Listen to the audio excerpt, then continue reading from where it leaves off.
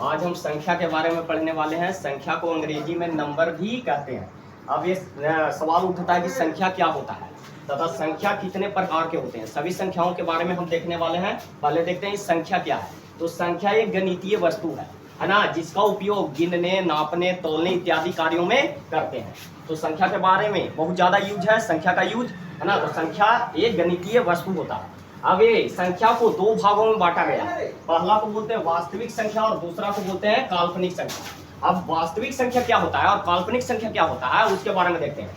तो वास्तविक संख्या हम उसे कहते हैं जिसको हम संख्या रेखा पर दर्शा सकते हैं, वो ऐसे संख्याओं को वास्तविक संख्या कहते हैं। और वैसी संख्या जिसको हम संख्या रेखा पर नहीं दर्शा सकते हैं, ऐसे संख्या को काल्पनिक संख्या कहते हैं। जैसे 2/3 वास्तविक संख्या है, 5/6 वास्तविक संख्या है, 3 वास्तविक संख्या है, 0 वास्तविक संख्या है, √2 वास्तविक संख्या है, -√2 वास्तविक संख्या है। तो ये सभी संख्याओं को हम संख्या रेखा पर दर्शा सकते हैं, इसीलिए इसको हम वास्तविक संख्या कहते हैं। अब काल्पनिक संख्या क्या होता है, जैसे रूट के अंदर माइनस में रहे, रूट के अंदर माइनस रहे तो इसको हम बोलते हैं काल्पनिक संख्या। जैसे -2 का ओवररूट एक काल्पनिक संख्या, -5 का ओवररूट एक काल्पनिक संख्या। तो काल्पनिक संख्या को हम संख्या रेखा पर नहीं दर्शा सकते हैं, लेकिन वास्तविक संख्या को हम संख्या रेखा पर दर्शा सकते हैं। और वास्तविक संख्या को भी दो भागों में बांटा गया। पहला को बोलते हैं परिमेय संख्या और दूसरा को बोलते हैं अपरिमेय संख्या। अब परिमेय संख्या क्या होता है, वैसी संख्या जिसको हम P/Q के रूप में लिख सकते हैं, ऐसे संख्या को हम परिमेय संख्या कहते हैं। लेकिन यहाँ कंडीशन होता है कि Q 0 के बराबर नहीं होना चाहिए।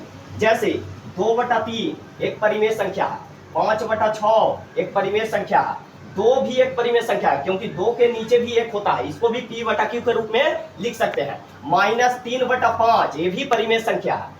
जैसे 0 भी परिमेय संख्या है, क्योंकि इसके भी बटा में एक होता है। हाँ, हम ऐसे लिख दे 5/0 ये परिमेय संख्या नहीं है। क्यों?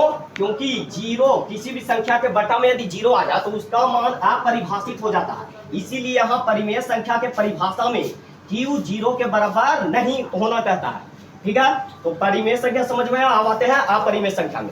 अपरिमेय संख्या उसको कहते हैं जिसको P/Q के रूप में नहीं लिख सकते हैं। जैसे √2, √5, √3 ये सभी संख्याएं अपरिमेय संख्या है। तो परिमेय संख्या जिसे P/Q के रूप में लिख सकते हैं, लेकिन Q 0 के बराबर नहीं होना चाहिए, तब उसको हम परिमेय संख्या कहेंगे। अपरिमेय संख्या जिसको P/Q के रूप में नहीं लिख सकते हैं। अब परिमेय संख्या को भी दो भागों में बांटा गया है। पहला भिन्न संख्या और दूसरा पूर्णांक संख्या।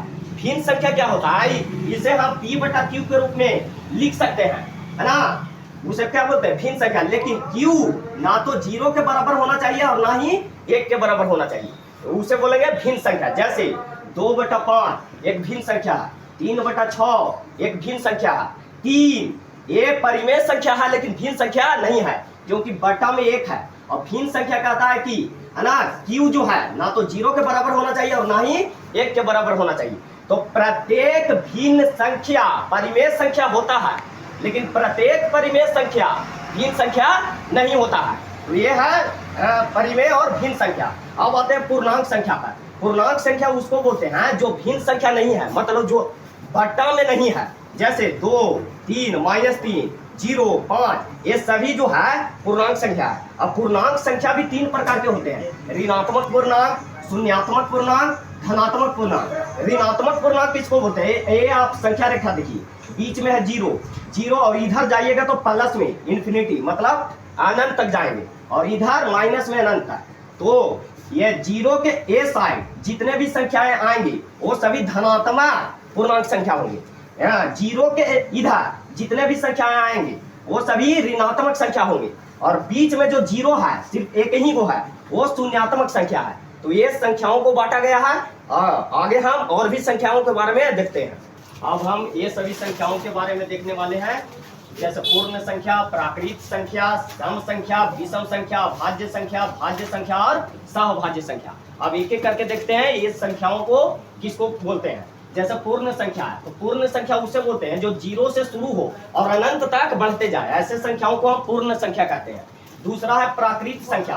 प्राकृत संख्या उसे कहते हैं जो 1 से शुरू हो और अनंत तक बढ़ते हुए चले जाए, ऐसे संख्या को प्राकृत संख्या कहते हैं। तो पूर्ण संख्या और प्राकृत संख्या में क्या अंतर है, ये 0 से शुरू होता है और ये 1 से शुरू होता है। अगला है सम संख्या। वैसी संख्याएं जो 2 से विभाज्य हो, मतलब 2 से कट जाए, ऐसे संख्या को हम बोलते हैं सम संख्या। जैसे 2, 4, 6, 8, 10 और ये आगे अनंत तक बढ़ते जाएगा।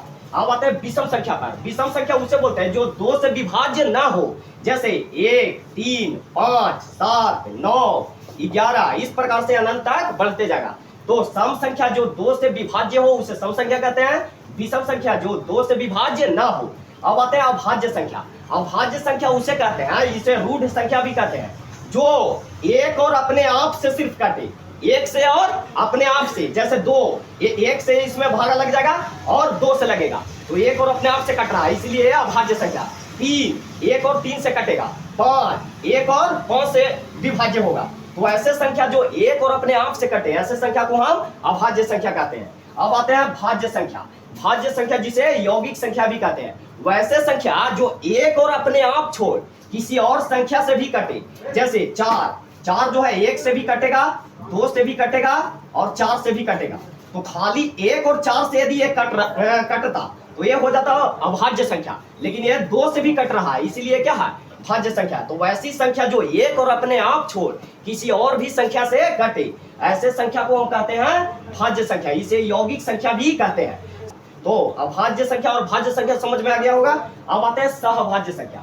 वैसी संख्याएं, 2 संख्याएं जिसका HCF मतलब महत्तम HCF 1 के बराबर हो, ऐसी संख्याओं को हम सहभाज्य संख्या कहते हैं। जैसे 9 और 16 का यदि HCF निकालिएगा तो 1 आएगा, तो ऐसी संख्याओं को हम सहभाज्य संख्या कहते हैं, है ना। 7 और 8 का भी HCF 1 ही आएगा, तो ये दोनों भी कौन सी संख्या है, सहभाज्य संख्या। तो ये संख्याएं थी, है ना।